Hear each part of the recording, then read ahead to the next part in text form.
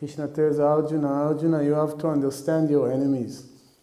Your enemies are not Duryodhana and his brothers. Those standing in front of you in the battlefield, they are not your real enemies. Your real enemy is your desire and your anger. What is the connection between anger and desire? Anger is a frustrated desire. When you have a desire for something, and something or somebody stands in the way of the fulfillment of that desire, it turns into anger, right? I want to achieve something, but somebody is disturbing me. I get angry, right?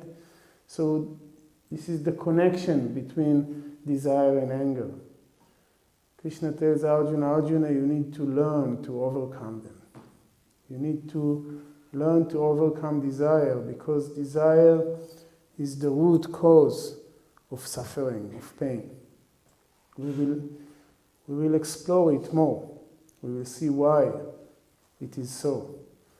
But now we will just see what Krishna says. Krishna says the desires in the mind, they are the clouds that disturbing the vision of the sun, the vision of our own self, is not becoming clear because of all of our desires in the mind.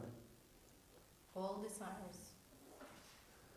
Well, yes, all desires. But we are making distinction between sattvic desires and rajasic and tamasic desires. Ultimately, all desires are a cause for bondage. Even sattvic desires are causing bondage. Once, a person was walking in the forest, and suddenly 3 robbers jumped from the woods. They blindfold him, bind him, and they drag him deep, deep, deep into the forest, away from the main path. And when they reach there, they think among themselves what to do with that person. One of the robbers says, let's kill him, take his money and go away. The second robber says, why to kill him? We can just bind him here to a tree, take his money and go. If we kill him and we are caught, we will be charged for murder. But if we bind him here to the tree and go, nobody will ever find him. He will die anyway. But it is not our problem anymore. Makes sense? They bind the person to the tree, they take his money and run away. After a while, the third robber is returning alone. He is untying the person, removing the rope from him, and tells the person, and remove the blindfold, and tells him, come, follow me. I will show you the way out of this forest. Because he is lost, he doesn't know where he is, right? He follows the third robber. The third robber is taking him to the edge of the forest, where the main path is, and tells him, you see, if you just follow this path, after 4 miles, you will reach the town, the city. That person is so thankful. He said, you know, you saved my life. I want to reward you. Please come with me to town, follow me. When we reach the town, I will give you some present. The robber says, I cannot leave this forest. This forest is my home. If I come to town, I will be arrested. Therefore, I cannot come, but you are free to go. This is our little story, is analogy for the 3 gunas.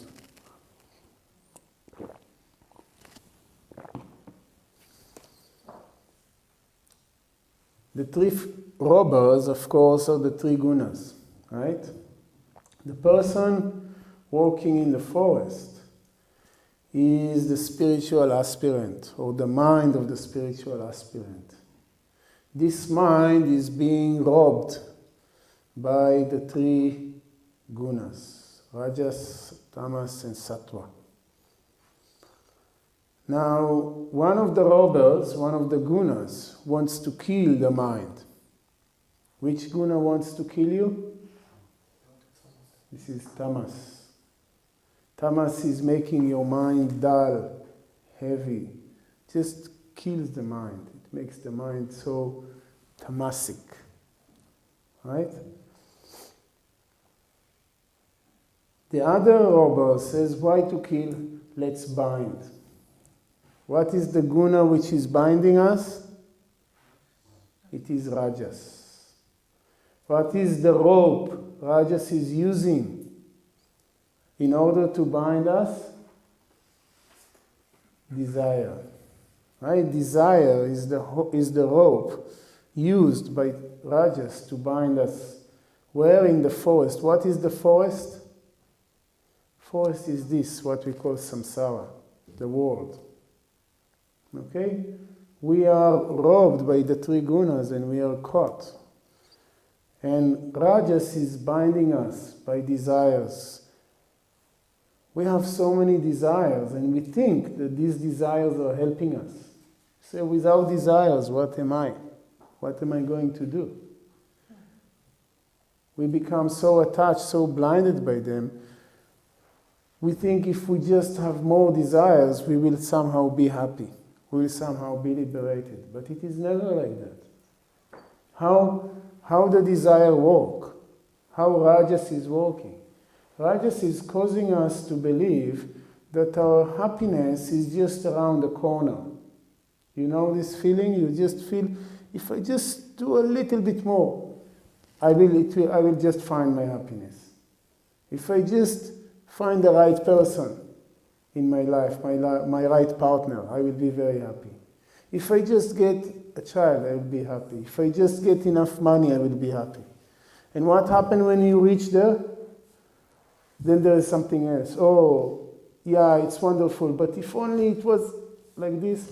And we constantly staying hungry for something else. We never quite find our satisfaction because always there are more and more and more and more desires. It is like hiking in the mountains. If you ever did it, you probably have this experience. You see the top and you say, okay, I'm going there. And you walk, walk, walk. When you reach there, you see it is just a fall. And the peak is actually right in front of you. And you go climb, climb, climb, climb. You reach there, it's just another one. And every time you realize you're not in the top, it is still further away. This is the way Rajas is binding us. It is never going to give us any lasting satisfaction. Because Rajas doesn't give satisfaction. It is not there. It is just a desire. And then the tree robber is Sattva. Sattva is also a robber. It is robbing us of our true nature. How? By attachment to happiness. This is how Krishna is describing it in chapter 18. Sattva is binding to attachment for happiness. Sattva is bringing us satisfaction and contentment and good feeling, excitement. These are all expressions of Sattva in the mind. Right? But it is also binding because it is developing attachment. You know, we sit for meditation and we have this profound peace, very sattvic experience in the mind. And what happened then? We try to hold to it. What happens the moment you try to hold to it? You lose it. And then every time you sit for meditation, you try to recover this feeling, to get again, oh, yesterday my meditation was so good. We try to reproduce it. It is lost. The moment you cultivate this attachment, the moment you try to hold for it, it is lost. So even Sattva is a robber. But we distinguish between two stages in the spiritual life. In the first stage, we have to render the mind sattvic. The mind is so full of tamas and rajas that we are lost. We are lost in the forest of samsara. So we need sattva to come and untie us from the ropes of rajas and tamas, basically. Right? This is in the story when sattva is coming and releasing the person from these ropes. But then we are still lost in the forest, and sattva says, come, I will show you the way. We have to attach ourselves to sattva. We have to cultivate sattvic desires. What are sattvic desires? The desire to help, the desire to do sadhana, the desire for liberation, the desire for goodness, for peace. All these desires are considered to be sattvic desires. They are not bad. They are not. They are good. But they are still desires, and therefore they are still binding. And therefore, when sattva takes the person to the edge of the forest and show him the path, the person say, come with me to the town. But sattva says, no, I cannot go. I'm still just a robber. That means that when we reach the edge of this world, of this samsara, when we are just about to cross beyond, to reach the ultimate goal, we have to give up sattva also. We have to go even beyond sattva. This is the idea. Therefore, in the spiritual path, we say there are two stages. In the first stage, we attach ourselves to sattva. In the second stage, we have to go even beyond sattva. Okay? So this, because you were asking what desires we have to renounce. Initially, we are renouncing rajasic and tamasic desires. Ultimately, we have to renounce even sattvic desires. Okay?